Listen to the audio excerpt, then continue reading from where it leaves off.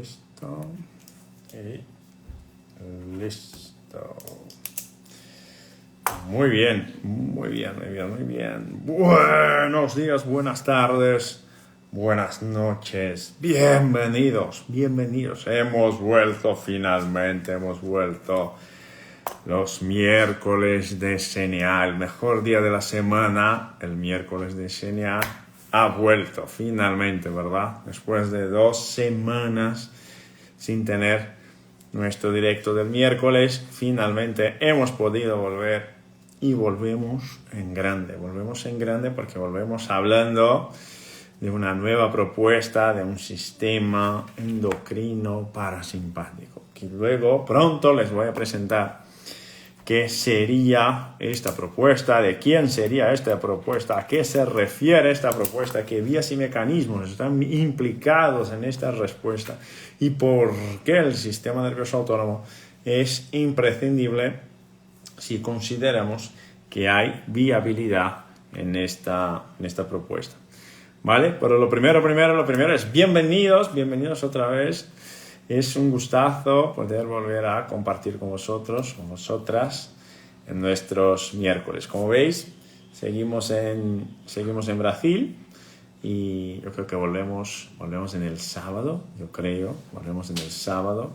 Así que para el lunes de la semana que viene, para el directo del lunes, de dudas y todo esto, ya estaremos hablando directamente de Madrid, directamente de España. ¿Qué tal todos? Bienvenidos. Bueno, en Buenos Aires un éxito tremendo.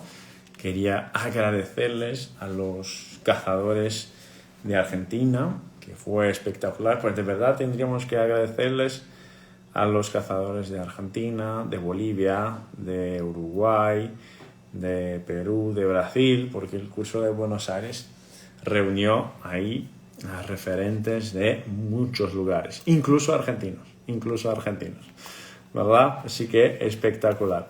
Y Ruby me pidió para decirles que pronto viene el presencial de Madrid, que se acerca, que es ahora en abril, y que luego tenemos también el healing, para que no os olvidéis que todo el material del healing ya está siendo preparado con mucho cariño, con mucho cuidado, para transformar 15 vidas, y está espectacular. Bueno, he echado un ojo al material hoy y la verdad es que está espectacular. Muy bien, pues vamos al tema, porque la hora se hace corta, ya lo sabemos, y vamos a hablar entonces de una propuesta que es esta propuesta que propone un sistema endocrino parasimpático, como conceptualizar un sistema endocrino parasimpático. Y es lo que vamos a buscar hacer hoy, buscar generar nuevas rutas, nuevas formas de razonamiento para poder incorporar esta idea en nuestra clínica, para poder incorporar esta idea en nuestros tratamientos, ¿vale? Entonces, cuando hablamos de un posible sistema endocrino parasimpático, estamos hablando más específicamente de péptidos circulantes que son liberados por células secretomotoras del intestino, ¿ok? Modulados significativamente por proyecciones vagales, más directamente proyecciones vagales del núcleo dorsal del vago. Ya sabéis ahí que el vago tiene 4 núcleos, 2 núcleos aferentes, 2 núcleos eferentes. No vamos a volver a repetirlo, échale un ojo en el vídeo que está en YouTube de los trenes vagales para que te acuerdes de la anatomía del vago. Pero tenemos 4 núcleos, 2 aferentes, el núcleo espinal del trigémino, el núcleo del tracto solitario, el núcleo ambiguus y el núcleo dorsal del vago, ya como núcleos eferentes, núcleos motores de respuesta.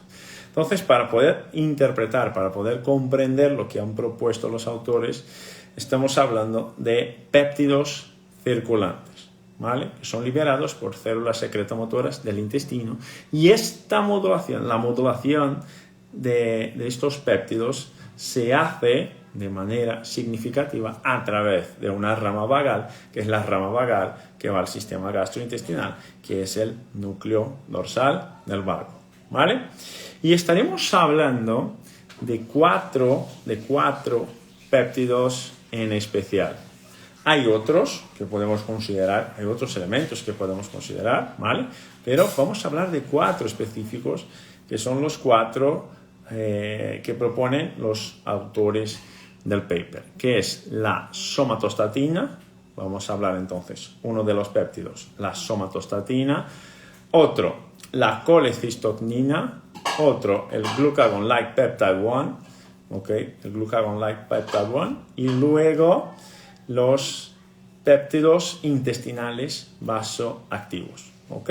Somatostatina, colecistocnina, GLP-1 y el BIP, los péptidos intestinales vasoactivos. Entonces ahí tenemos los 4 péptidos de los cuales vamos a hablar en este directo, ¿vale? Hay otros, os recuerdo, pero vamos a enfocarnos en estos 2. Muy bien. Y para poder comprender un poquito por qué se aborda esto de esta forma, tenemos que hablar un poquito antes de lo que llamamos de vías de comunicación, ¿verdad? Tenemos que hablar un poquito de vías de comunicación. ¿Y esto por qué? Porque cuando decimos que vamos a cambiar una dieta, cuando decimos que vamos a pedirle al paciente que tome suplementos, cuando solicitamos algún cambio, o incluso con medicaciones y todo esto, cuando le damos al paciente algún tipo de terapia que genera cambios metabólicos, estamos suponiendo, o sí, que estos principios activos, estos fármacos, estos neurotransmisores, que estas hormonas que se están produciendo, que se están cambiando, estamos asumiendo, o sí, que serán informadas a los sitios adecuados para que se pueda generar una modulación del sistema, la vuelta a la homeostasis, por ejemplo, para que se pueda modular o generar loops de feedback positivo, ¿verdad? Entonces, cuando le pedimos al paciente, por ejemplo, que coma una dieta A o una dieta B, yo estoy suponiendo que esta dieta A o esta dieta B es más sana, se adapta mejor a las características clínicas, pero no solamente esto. Estoy suponiendo que esta información que se está generando dentro del tracto gastrointestinal y luego que va a ser transmitida a todo el plexo entérico, a todo el sistema de barrera y luego al ambiente interno, yo estoy suponiendo que esta información se realizará de manera adecuada, ¿vale?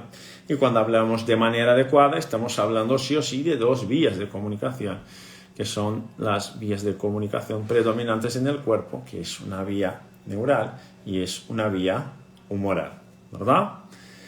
Y cuando hablamos de una vía neural y una vía humoral, que es algo que hablamos mucho en el curso, al principio imaginamos que esto es una locura de Luis, ¿no? Ahí en estas 3 horas de clase que tenemos en el módulo de vías de comunicación, que tenemos ahí 3 horas hablando de vías de comunicación y podríamos estar a lo mejor 10 horas hablando de vías de comunicación en el curso online. Estamos hablando de 2 rutas independientes pero relacionadas, ¿verdad? 2 rutas independientes, sin embargo, que son relacionadas.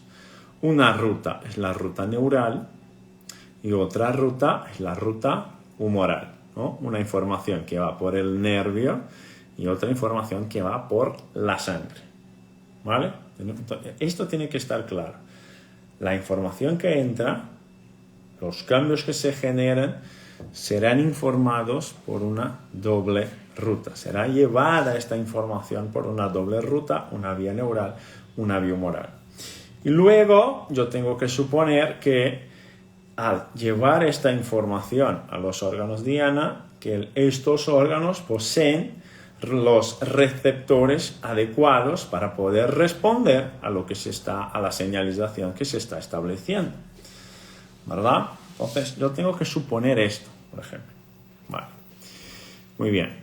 Entonces, como vemos ahí en el esquemita, esto al principio parece que es una locura gonzaguiana, pero al final resulta que la literatura científica no nos permite decir que es una locura gonzaguiana, porque cuando vemos ahí las líneas continuadas que vemos ahí son las informaciones neurales que son transmitidas a núcleos superiores, al tronco encefálico, por ejemplo, y las líneas descontinuadas que tenemos ahí, las pequeñas rayas, los pequeños puntos que van conduciendo formando nuevas líneas, nuevas rutas, es lo que llamamos de la vía humoral, ¿vale? La vía humoral, ahí la sangre arterial, venosa y el sistema linfático. Muy bien. Entonces, cuando hablamos de esto, estamos diciendo que todo lo que se genera en el tracto gastrointestinal de alguna manera va a producir modulación de sistemas altos. ¿Okay? De alguna manera llegará a rutas importantes que están ahí arriba.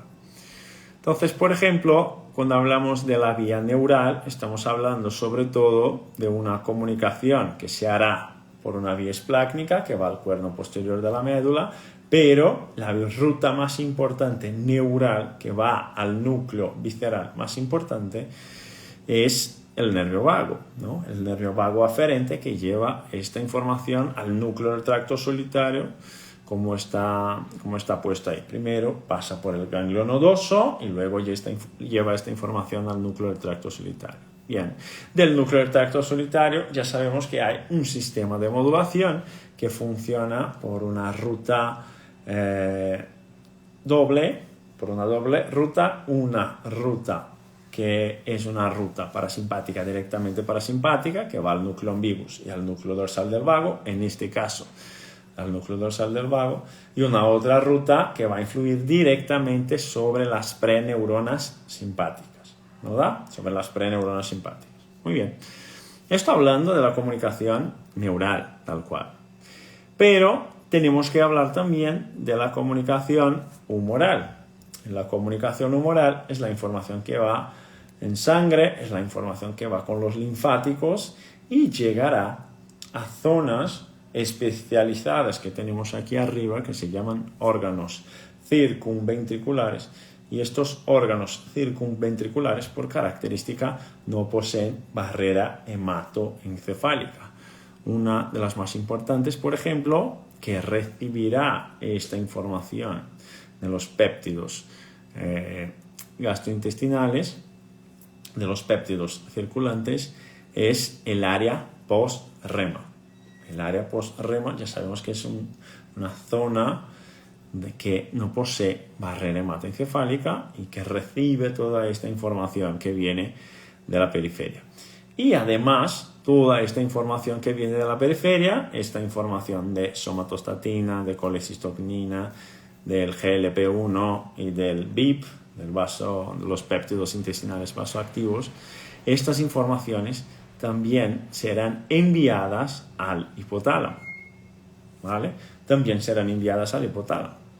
Y fijaros qué interesante que del hipotálamo tenemos una triple ruta de comunicación. Una ruta del hipotálamo se comunicará con el núcleo del tracto solitario, otra ruta hipotalámica se comunicará directamente con el núcleo dorsal del vago y otras rutas hipotalámicas se van a comunicar con centros, regiones superiores, ¿vale? Pero ya tenemos ahí dos puntos importantes de comunicación hipotalámica, de los núcleos hipotalámicos, que es el propio núcleo dorsal del vago y el núcleo del tracto solitario.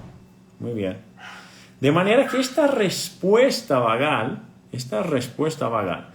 que esperamos vendrá a partir de la información que sube por esta doble ruta y a partir de la interpretación del sistema central respecto a qué acciones tengo que desencadenar ahora para poder generar una buena modulación de los sistemas inferiores, de los sistemas metabólicos, de los sistemas orgánicos. Muy bien. Entonces, imaginaros lo siguiente.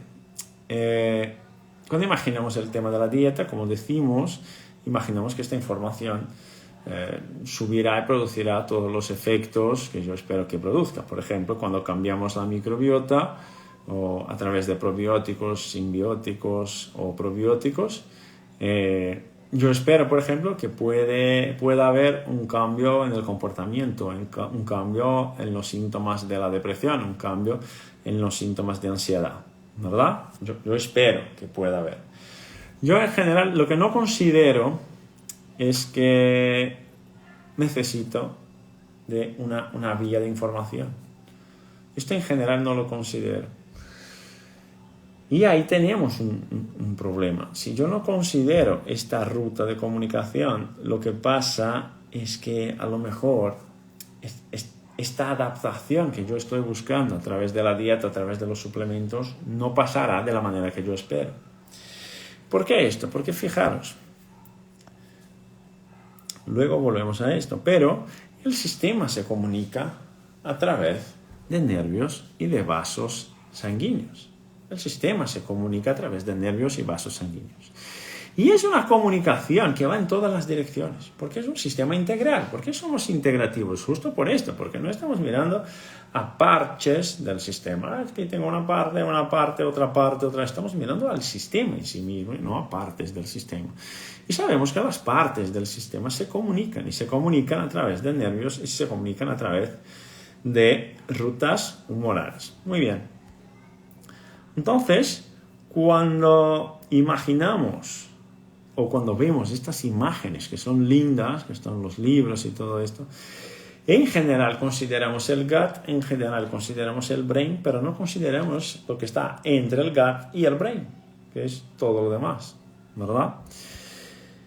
Y es importante considerar esto, Luis, es fundamental considerar estos fenómenos. ¿Por qué? Porque a partir de estas relaciones es que se va a producir los efectos esperados en cada paciente, en cada caso, en cada síntoma de nuestros pacientes, de nuestras febritas. Muy bien. Entonces, vamos al tema. La presencia de estos 4 péptidos circulantes que acabamos de hablar, de la somatostatina, de la colecistocnina, del GLP-1 y del BIP, la presencia de estos péptidos en el sistema circulatorio es capaz de mediar la función cerebral. Es capaz de mediar la función cerebral. Ya hemos visto a través del hipotálamo y a través del área postrema. Esta información va al núcleo dorsal del vago. El núcleo dorsal del vago será la vía mediante la cual se pueden controlar y supervisar los niveles de péptidos circulantes y sus efectos. ¿Ok? Así que tengo ahí un sistema de monitoreo, un sistema de monitoramiento. Estamos monitoreando todo esto. ¿Vale? Entonces, al ser capaz de mediar la función cerebral a través de estos receptores, lo que tenemos es una vía tal cual, que tiene la función de supervisar y controlar los niveles de péptidos circulantes y sus efectos. Muy bien. Y yo te pregunto, con lo que hemos visto hasta ahora, esta vía que supervisiona y que modula es una vía ¿de qué par craneal? ¿Una vía de qué par craneal? Una vía vagal. Es una vía vagal. Muy bien. Y al ser una vía vagal, es una vía que es capaz de modular la secreción de cada uno de estos 4 péptidos. Esta vía vagal descendente del núcleo dorsal del vago es capaz de modular los niveles de secreción de cada uno de los 4 péptidos circulantes que hemos comentado, a través de conexiones directas y a través de conexiones indirectas. ¿Ok? Estas conexiones directas e indirectas que estamos hablando son conexiones, por ejemplo, a través de las neuronas postganglionares parasimpáticas. Tenemos ahí una conexión directa o son conexiones que se utilizan de neuronas intestinales del plexo entérico para poder producir el efecto necesario, ¿vale? Entonces tenemos una ruta directa a través de las neuronas postganglionares y una ruta indirecta a través del propio plexo entérico. Entonces, antes de hablar de cada uno de estos puntos y relacionarlos a la clínica de nuestros pacientes, les enseño un paper, por ejemplo, uno de los muchos papers que tenemos aquí, pero un paper que ya nos enseña algo, fijaros. La colecistoquinina, que ya hemos visto, que es parte de la función vagal motora, parte de la función vagal descendente, es responsable por la producción de colecistoquinina, por la liberación de colecistoquinina, por relaciones directas e indirectas, como hemos dicho. La liberación de colecistoquinina debería generar, por ejemplo, una inhibición vasomotora de las neuronas presimpáticas, ahí en el tronco encefálico. ¿Cómo llamamos a esta zona que es responsable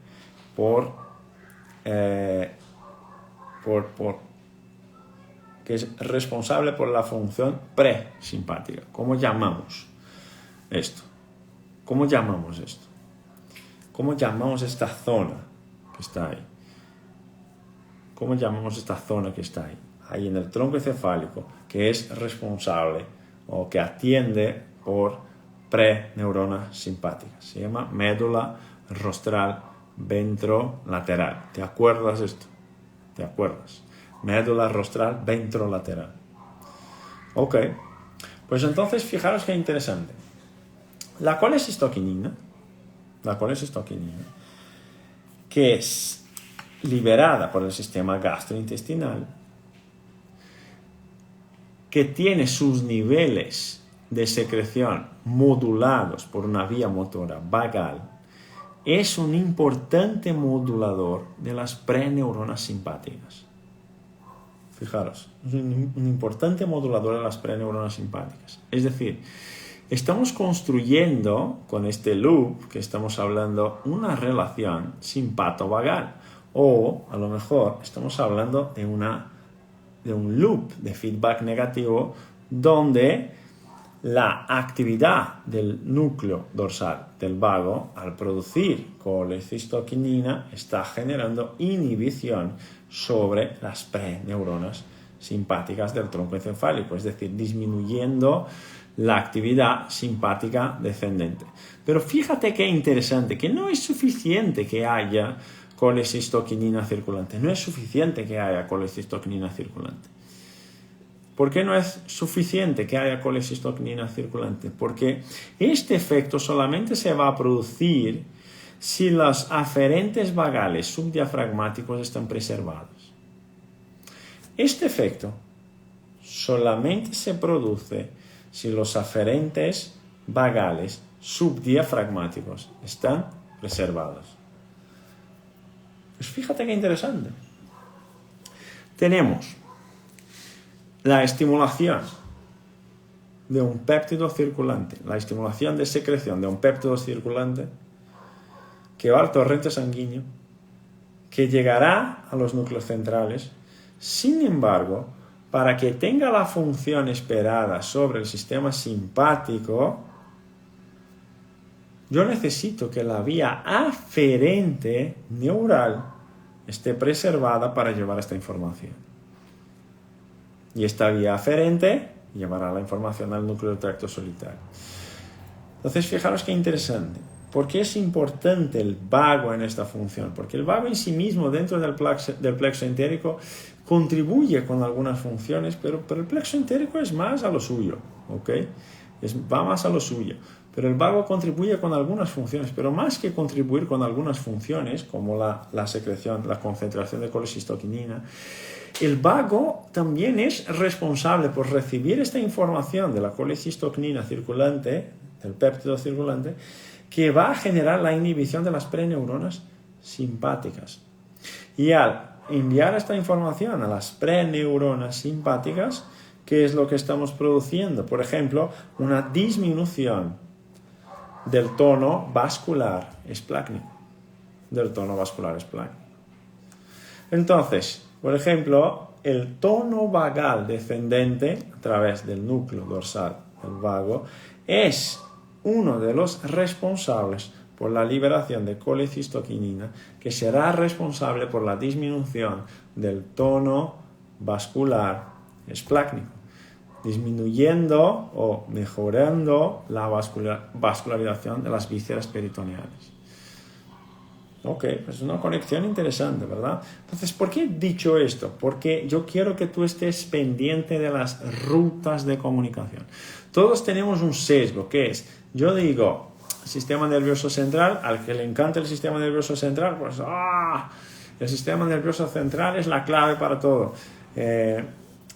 O a lo mejor es al revés, cuando yo digo microbiota, pues la microbiota es la clave para todo. O a lo mejor si decimos sistema gastrointestinal, el gastrointestinal es la clave para todo. Escucha, la vía de comunicación en este momento es lo que es importante, ¿ok? Porque si tenemos una buena función del plexo entérico, una buena función del plexo gastrointestinal, del sistema gastrointestinal, sin embargo las vías de comunicación están alteradas, ¿qué pasa? Que tengo loops disfuncionales. Y esto tú puedes ver, por ejemplo, en pacientes que que han tenido la retirada de la vesícula biliar, una colecistectomía. Son pacientes que tienen una tendencia mayor a sufrir de reflujo gastroesofágico funcional. ¿Y por qué? Justo porque la liberación de colecistoquinina genera la relajación del esfínter esofágico inferior, pero ahora, como ya no tenemos la vesícula biliar, hay una sobreproducción y una poca utilización de esta colecistoquinina, lo que va a generar es una disminución del tono del esfínter esofágico inferior y va a producir el reflujo. Entonces, ahora lo que es importante para nosotros es la vía de comunicación, porque es de lo que estamos hablando, ¿vale?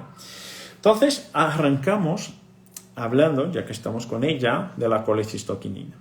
Ya sabemos que es parte de la liberación de colecistoquinina, es función del núcleo dorsal del vago, de esta tasa de respuesta vagal.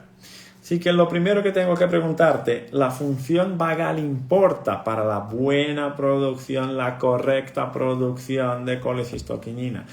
¿La buena función vagal importa, sí o no? Esa es la primera pregunta.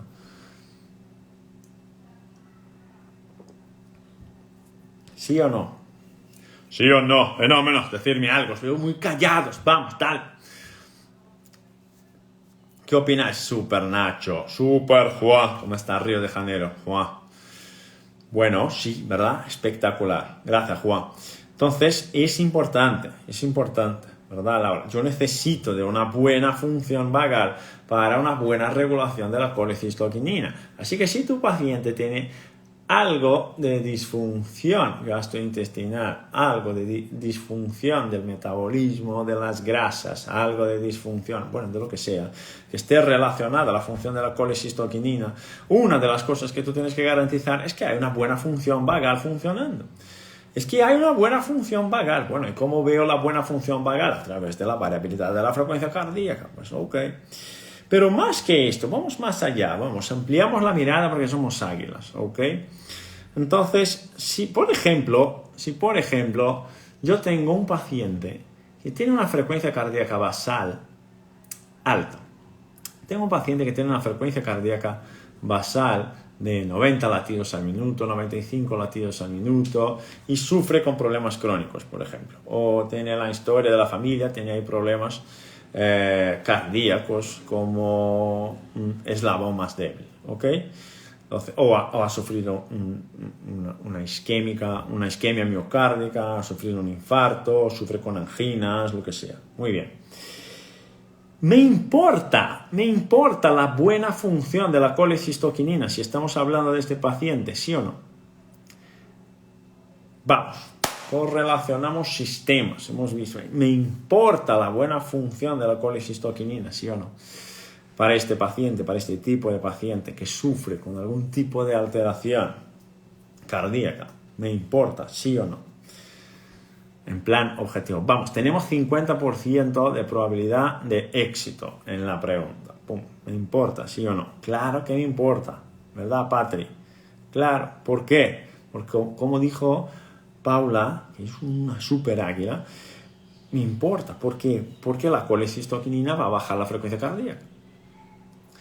Porque la colecistoquinina es un vasodilatador potente, si estamos hablando de la acción local. Es un potente vasodilatador, si estamos hablando de la función local. Ok. Pero más que esto, porque la buena regulación de la colecistoquinina va a producir una inhibición de una zona en el tronco encefálico que es determinante para la buena regulación cardiovascular. ¿Qué zona del tronco encefálico de que estamos hablando? La médula rostral ventrolateral. Podemos añadir ahí también la médula caudal ventrolateral. Así que me importaría en este paciente conocer o saber, enterarme si hay una buena regulación de las funciones gastrointestinales. Obvio, ¿por qué? Porque la buena función de la colecistoquinina en esta situación me va a permitir regular mejor la función cardiovascular, que es el sistema que está sufriendo mi paciente. Entonces, si somos un poquito más estrictos, aquí no somos nada estrictos en general, somos estrictos con el tema ciencia, eso siempre seremos estrictos, pero si somos un poquito más estrictos, es decir, es que Luis, yo no considero que el núcleo dorsal del vago tenga inervación cardíaca o ofrezca una rama cardíaca. Yo no lo considero. Considero que lo que ofrece una rama cardíaca es el núcleo ambiguus. Pues ok, pues entonces me importa esta buena regulación de la función gastrointestinal para poder modular a la otra rama vagal, que es la rama del núcleo ambiguus. Pues obvio. ¿Por qué? Porque esta información llegará al núcleo del tracto solitario, el núcleo del tracto solitario se comunica con el núcleo ambiguus. Es obvio que sí. Porque esta información va por una vía neuronal al hipotálamo y el hipotálamo se comunica con el núcleo ambiguus. Y ahí me produce la modulación del sistema cardiovascular. Así que si yo quiero disminuir la resistencia vascular periférica, por ejemplo, este es un mecanismo, es una vía que yo puedo utilizar. Pues obvio que sí. Entonces, así que si yo soy un nutricionista, merecería la pena saber valorar la función autonómica, la función vagal en estos casos, para saber si la dieta que estoy proponiendo, si el plan terapéutico que estoy proponiendo tiene capacidad de respuesta, porque el cuerpo, la vía neural ofrece una buena capacidad de regulación, sería importante. Si yo soy un endocrino, sería importante, pues sería importante igual. ¿Por qué? Porque para la buena producción, la correcta supervisión de los niveles de colecistoquinina dependemos de esto. Pues muy bien. Pero vamos más allá. Si tenemos problemas renales, ¿ok? Entonces, ya sabemos que la colecistoquinina también disminuye la absorción de sodio. Si disminuye la absorción de sodio, resulta que disminuye el tono vascular periférico. Pues muy bien. También disminuye la inflamación renal. Ok, si tengo algo relacionado al sistema renal en mi paciente, me importaría conocer el tono vagal que está relacionado a la buena función reguladora de la colecistoquinina para poder trabajar mejor el problema renal de mi paciente. Pues obvio que sí. ¿Y esto depende solamente del vago de respuesta? No, porque ya hemos visto que para producir la inhibición sobre la médula rostral ventrolateral, yo necesito también, además del vago motor, necesito de un buen vago aferente. ¿Verdad? ¿Sí o no? Y además de esto, la colecistoquinina produce efectos antiinflamatorios amplios. ¿Por qué efectos antiinflamatorios amplios? Porque a través de la potenciación de la señalización vagal, puede generar una respuesta antiinflamatoria mucho más eficiente. La colecistoquinina posee un amplio efecto sobre la señalización vagal, que va a generar cambios en la respuesta inflamatoria. Esto llamamos de vía colinérgica antiinflamatoria. ¿Vale? Entonces, si estuviéramos hablando de una inflamación de la pelvis, ¿te importaría el tema vago? Aunque el vago no vaya a la pelvis, ¿te importaría el tema vago? Sí, ¿verdad?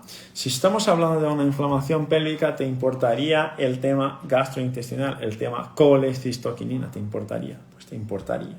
¿Por qué? Porque los efectos de este sistema de regulación son muy potentes si estamos hablando de mejorar la eficacia de la respuesta antiinflamatoria. No una respuesta antiinflamatoria solamente gastrointestinal, una respuesta antiinflamatoria sistémica. Así que me importa si yo tengo un buen tono vagal para generar una buena liberación de secreción de colecistoquinina. Me importa demasiado. ¿Vale? Entonces ahí se propone que esto podría considerarse como una ruta endocrina. Pues ok, pues hay más que esto. Vamos a la somatostatina.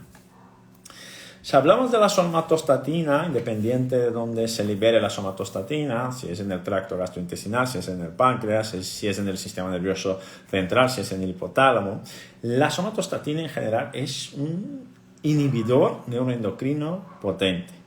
¿Vale? Es un inhibidor neuroendocrino potente. Muy bien. ¿Y qué relación tendría entonces la somatostatina con el vago? Pues tiene una relación importante también, así como la colecistoquinina también tiene. ¿Por qué? Porque fijaros qué interesante. Ya se ha identificado efectos de la somatostatina en el músculo cardíaco, por ejemplo, donde el aumento de la concentración de somatostatina disminuye la contractilidad del músculo cardíaco. Y también antagoniza a los receptores beta adrenérgicos, es decir, disminuye la capacidad de respuesta simpática. Ahora fijaros qué interesante, porque aunque haya un aumento de la somatostatina, este efecto de disminución de la contractilidad del músculo cardíaco es dependiente de la liberación de acetilcolina. Es dependiente de la liberación de acetilcolina. Es decir, si bloqueamos la acetilcolina, este efecto disminuye mucho o desaparece. ¿Qué libera el vago en el sistema cardíaco? ¿Qué neurotransmisor el vago libera en el sistema cardíaco? ¿Alguien me puede ayudar con esto? ¿Qué neurotransmisor el vago libera en el sistema cardíaco?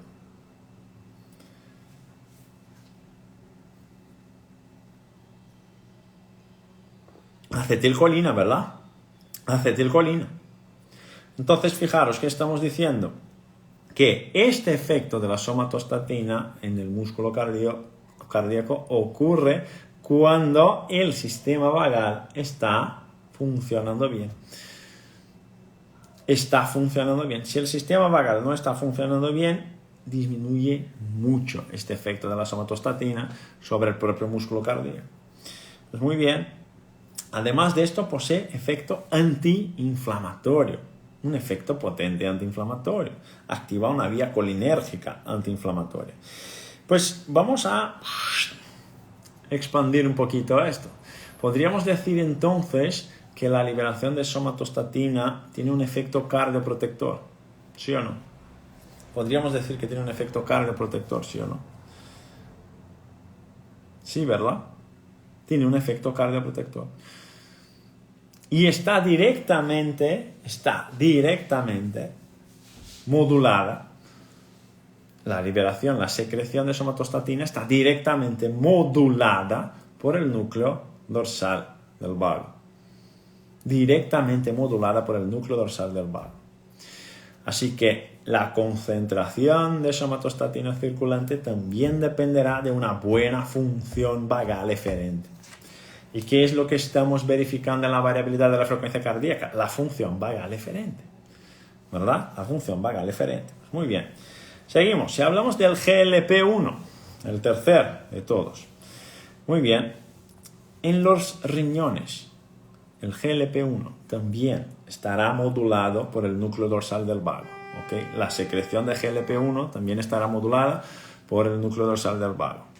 Influye sobre los riñones. Si tengo un paciente hipertenso, me importa que este péptido circulante tenga una buena regulación, tenga preservada su función fisiológica o tenga preservado su metabolismo. Me importa. ¿Por qué? Porque inhibe la absorción de sodio. Otra vez.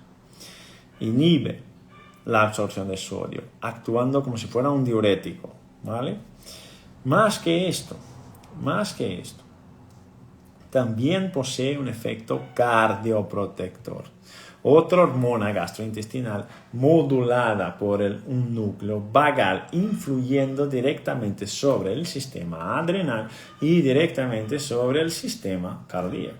Y cuando hablamos de sistema nervioso autónomo, estamos hablando sí o sí de sistema cardíaco, si estamos hablando de sistema de adaptación de corto plazo, y sistema renal, si estamos hablando de sistemas de adaptación de largo plazo. ¿Nos recordamos esto? ¿Sí o no?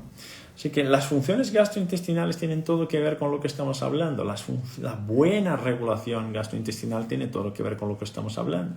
El tema es, ¿valoramos de verdad la función vagal cuando estamos ofreciendo a nuestros pacientes una terapia que cambie hábitos alimenticios, que cambie suplementos? ¿De verdad estamos valorando esta función vagal o estamos haciendo alguna otra cosa?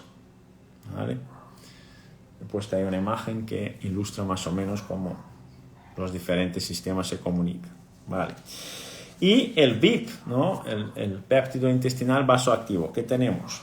Es un vasodilatador potente. Este sobre todo es del plexo entérico, ¿no? Del plexo entérico, pero es un vasodilatador. Entonces ahí tenemos una conexión indirecta, ¿vale? Una conexión indirecta del plexo entérico con el núcleo dorsal del vago. Una comunicación indirecta. Muy bien. Es un vasodilatador potente, ¿vale? Un vasodilatador potente. Entonces, si es un vasodilatador potente y lo que estamos intentando es trabajar la resistencia periférica, la resistencia vasomotora, si estamos intentando trabajar la resistencia vasomotora, sería interesante una correcta modulación de los péptidos intestinales vasoactivos. Pues sería fundamental. Sería fundamental. Y para esto a lo mejor yo tengo que trabajar a los mecanorreceptores del plexo entérico. Pues a lo mejor tengo que trabajar los mecanorreceptores del plexo entérico. Incluso para disminuir el tono vasomotor que tenemos en la vascularización mesentérica, que tenemos en la vascularización esplácnica. Cuando estamos hablando de fenómenos de tono vasomotor, si estamos mirando la variabilidad de la frecuencia cardíaca, estamos hablando de qué parte. ¿Estamos hablando de la RMSSD o estamos hablando de la SDNN? ¿Qué opináis?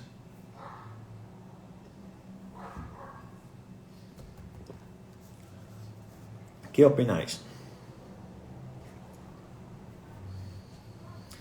Tatis, el ISLGT2 no sé decirte si está vinculado al vago. El GLP-1 sí. ¿Vale? Estamos hablando de la SDNN, ¿verdad? Fenómeno. Estamos hablando de la SDNN. Entonces, fíjate qué interesante. Porque hemos dicho que el GLP-1, que la colecistocnina, que la somatostatina, y ahora estamos diciendo que el BIP también, que todos estos péptidos circulantes influyen sobre el tono vasomotor. Bien, y hablamos en el curso que una de las dos variables que tenemos, la RMSSD o la SDNN, cuando se asocia a una frecuencia cardíaca más alta que 70, es un factor de riesgo cardiovascular independiente. ¿Te recuerdas? Una de ellas, cuando está asociada a una frecuencia cardíaca más alta que 70, se configura como un factor de riesgo cardiovascular independiente. ¿Te recuerdas? ¿Cuál es? La SDNN. La SDNN.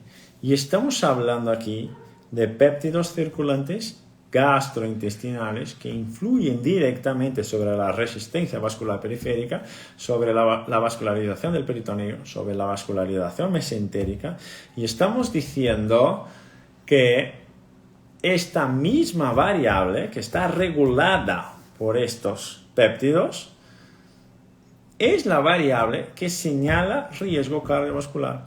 Pues entonces, a lo mejor, la resistencia vascular periférica, la regulación del tono vasomotor, tiene algo que ver con esta buena o mala modulación del sistema cardiovascular, de la regulación simpatovagal que vamos a ver ahí en el sistema cardíaco, que en este momento se está regulando a través de péptidos gastrointestinales. ¿Se entiende esto, sí o no? ¿O es muy complicado? ¿Se entiende esto o es muy complicado? Lo bueno es que estará grabado, así estando grabado se puede volver a ver. ¿Verdad? ¿Sí o no? ¿Qué opináis? ¿Qué opináis? Decidme algo.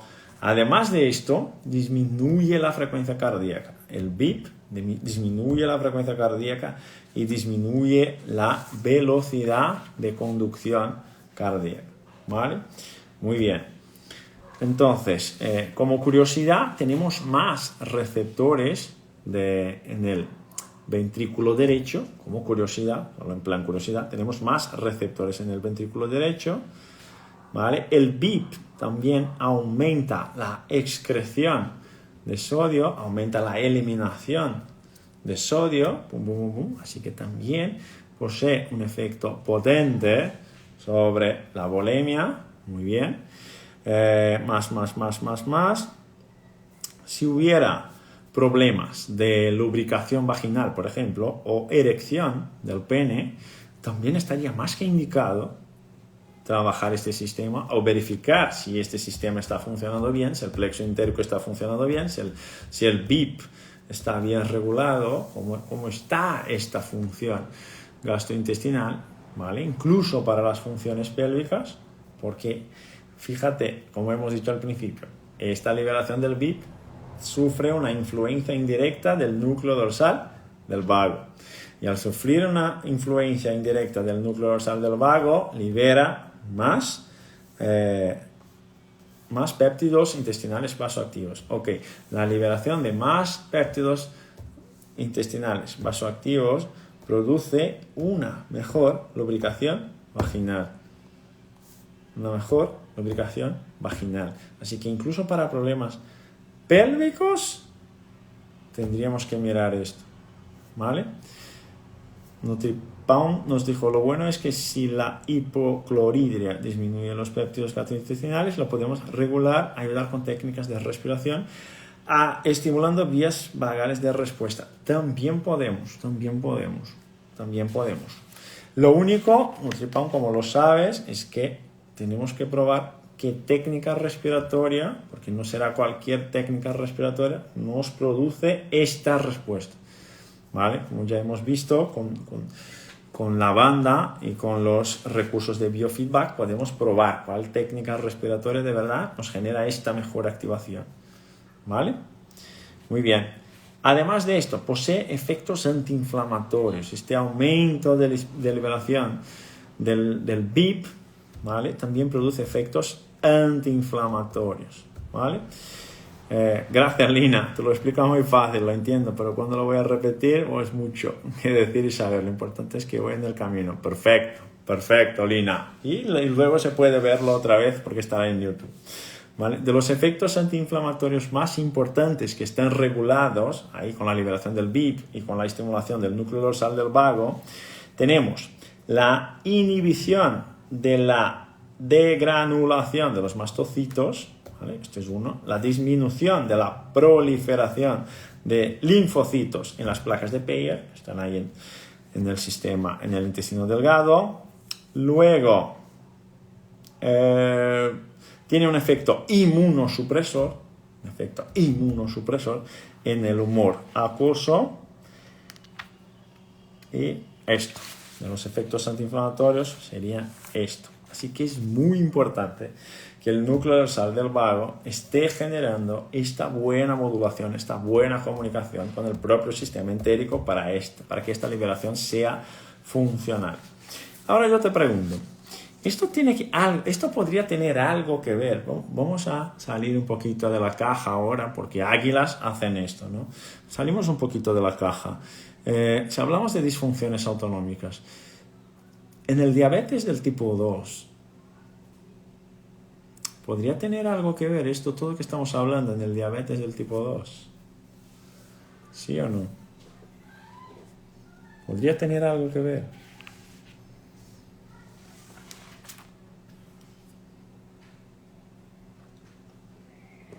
¿Sí o no?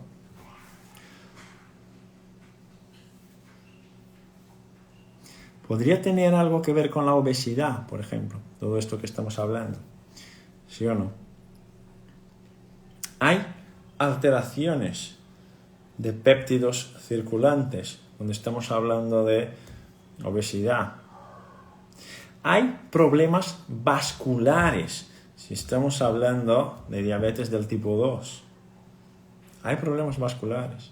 Hay pacientes que sufren con problemas vasculares que están vinculados a la diabetes. Hay problemas cardíacos, hay problemas renales asociados a la diabetes del tipo 2. Pues obvio que sí, ¿verdad? Obvio que sí. Entonces, condiciones metabólicas, condiciones endocrinas, con todas las inflamaciones, Teresa. Perfecto, perfecto. Lo resumes en una frase. Qué máquina, Teresa. Gracias. Con todas las condiciones inflamatorias crónicas tendríamos que relacionar esto, porque estamos hablando de efectos antiinflamatorios, estamos hablando de efectos cardioprotectores. Y sabemos, por ejemplo, que la obesidad abdominal se puede reducir o incluso se puede prevenir a través de péptidos, de estos péptidos circulantes como la somatostatina, la colecistocnina y el GLP-1. Sabemos que se puede en la obesidad. Y esta función está modulada por el núcleo dorsal del vago, o parte de esta función, para que tenga una buena regulación, está modulada por el núcleo dorsal del vago. La pregunta es, ¿por qué miramos solamente al gut y nos olvidamos de la vía de comunicación? Cuando hablamos de gut-brain axis, lo que se nos olvida es el axis.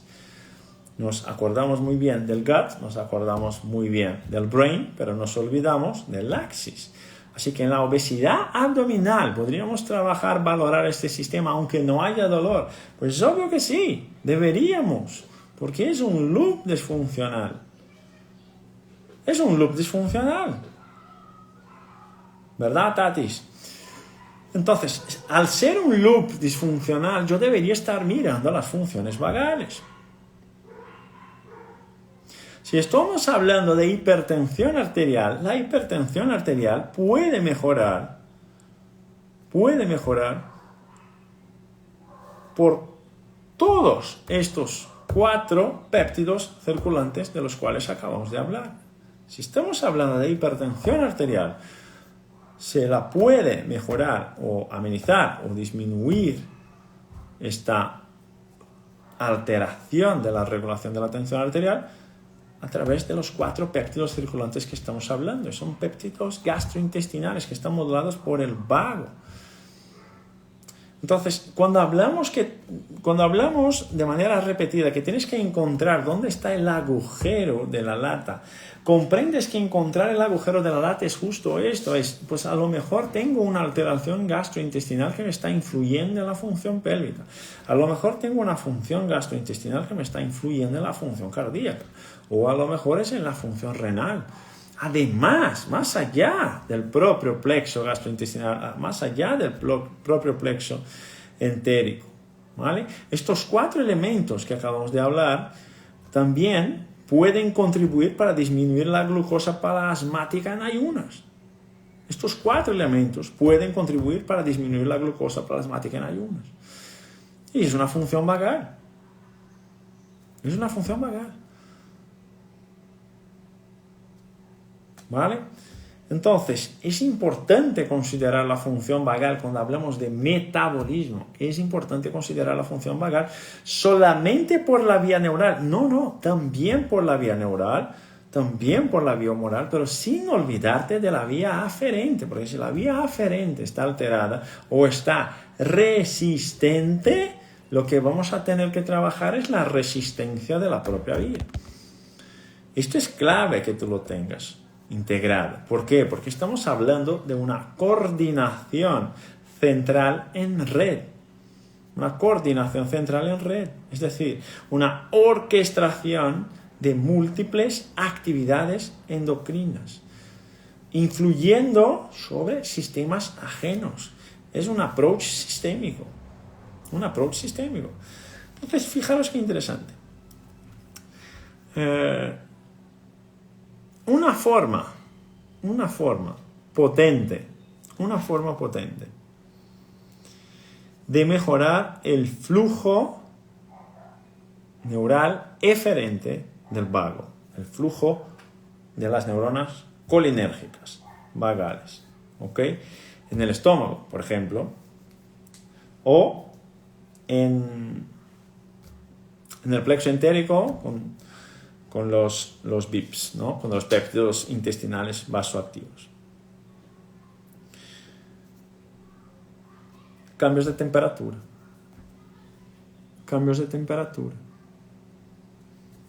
Una forma de generar cambios del flujo sináptico colinérgico que va a las vísceras, cambios de temperatura.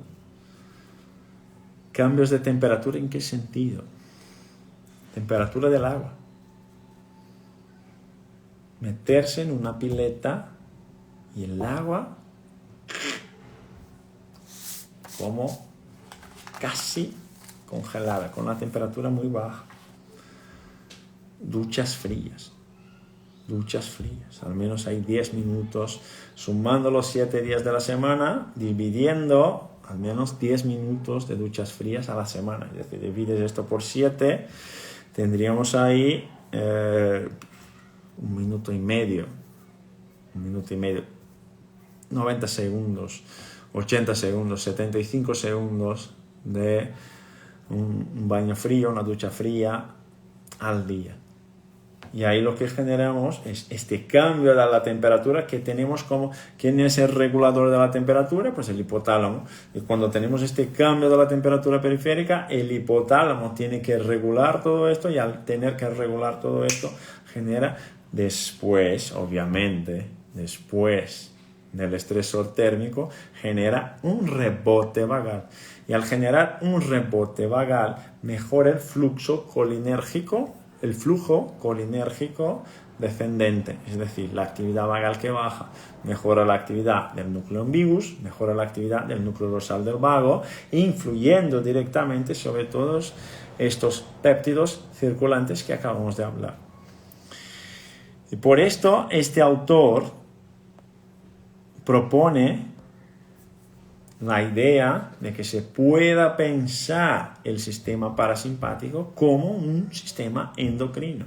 Obvio que es una propuesta, que es una extrapolación, pero es algo que nos suena interesante. ¿Por qué? Porque incorpora diferentes perspectivas a algo que ya trabajamos en consulta, que es la variabilidad de la frecuencia cardíaca, la mejoría del tono vagal.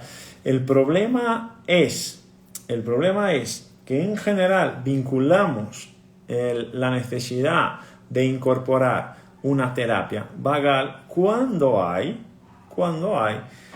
dolor crónico, cuando hay una patología autoinmune, cuando ya hay una condición instalada que todavía ya es una enfermedad. ¿Ok? Que todavía ya es una enfermedad. Entonces, lo que estamos diciendo es que no hace falta que sea una enfermedad, en una disfunción ya deberíamos estar trabajando esto. O a lo mejor para el mantenimiento de la salud, que es lo que buscamos siempre, la preservación de la salud, aumentar nuestra capacidad de respuesta, nuestra capacidad de aguantar la carga alostática, ya deberíamos trabajar esta buena regulación vagal, ¿vale? Paula, ¿y esta misma forma pueden estos péptidos influir en la actividad tiroidea? ¿Pueden influir en la actividad tiroidea? También pueden. Claro que sí, Paula. ¿Vale? También pueden. Más la somatostatina, yo te diría, o a lo mejor he leído más cosas sobre la somatostatina, pero pueden influir, claro que sí. ¿Qué pasa con el síncope vasovagal? En general es una hiperactivación del sistema vagal, por algún motivo, algún gatillo, y la persona se desmaya o baja mucho la tensión arterial a la raíz de este gatillo, ¿vale? Entonces es importante considerar todo esto que estamos hablando cuando hablamos de pacientes obesos, sí. Con pacientes con sobrepeso, sí. Pacientes que sufren con inflamación de bajo grado, obvio que sí. Pacientes que sufren con problemas cardíacos, renales, pancreáticos, síndrome metabólico, obvio que sí. Obvio que sí. Y fijaros aquí, a ver, este aquí ya puse. Y fijaros aquí cómo esta relación es tan potente,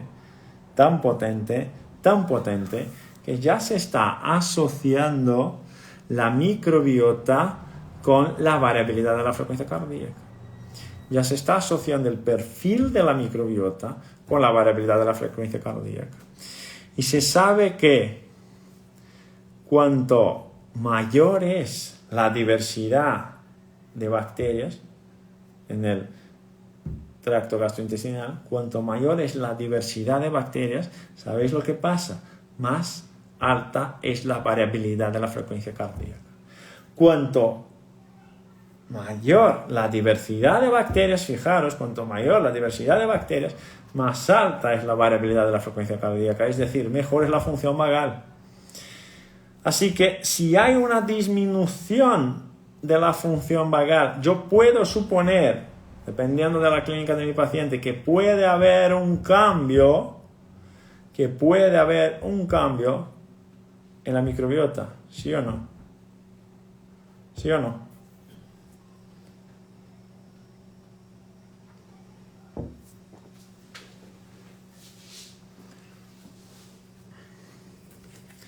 Galdámez, si hay SIBO también alta. En el SIBO tengo que decirte que ya he visto de todo, para más y para menos, ¿vale? Del SIBO tendría que buscar algo más específico. Pero si hablamos de personas sanas, población general, sin comorbilidades, ¿vale? Cuanto mayor la diversidad, más alta la variabilidad de la frecuencia cardíaca. Y ahora la pregunta para terminar el directo, que ya me pasé la hora, ya pregunta para terminar el directo. ¿Cuál de las dos variables que utilizamos en nuestro curso, en nuestras formaciones, cuál de las dos variables este artículo habla? Este paper, pero no lo he leído, Luis, no te hace falta leer. Con las explicaciones que hemos tenido hoy, con los estudios que ya llevas, ¿qué variable es la más importante para cuando hablamos de la microbiota? ¿Qué variable es la más importante? ¿Qué variable regula el sistema gastrointestinal, el tono vasomotor, el eje simpato-adrenal? Perfecto, Vero. Perfecto, Gaby. La SDNN. Cuanto más alta la diversidad de la microbiota, más alta la SDNN, porque la SDNN es la responsable por el tono simpato-adrenal, el tono vasomotor del mesenterio, el tono vasomotor del peritoneo, ¿vale? Cuando estamos hablando de RMSSD, estamos hablando sobre todo de corazón, ¿vale? Hiperescencia dijo, la variabilidad de la frecuencia cardíaca se puede aumentar con los ejercicios de coherencia cardíaca. La variabilidad de la frecuencia cardíaca se puede aumentar con muchas cosas, hiperexcedencia. Nuestro problema no es con que se pueda aumentar la variabilidad, es por qué tenemos que aumentar la variabilidad. Esta es la pregunta, ¿vale? Porque la respuesta siempre será la respuesta. Practicas meditación, sube la variabilidad. Comes sano, sube la variabilidad. Duermes bien, sube la variabilidad. Practicas ejercicio, sube la variabilidad. El tema no es si sube o si baja. El tema es por qué no se adapta. Esta es nuestra pregunta. Por esto somos cazadores de cebras, por esto somos águilas, porque no queremos borrar síntomas, queremos encontrar la causa de los problemas. ¿Verdad, fenómenos? ¿Verdad, fenómenos? Así que hemos vuelto en grande. Agustín, hemos vuelto en grande. Hablando de la modulación del sistema endocrino, en teoría, que se suponer que es un sistema parasimpático. ¿Vale? Nos despedimos por aquí.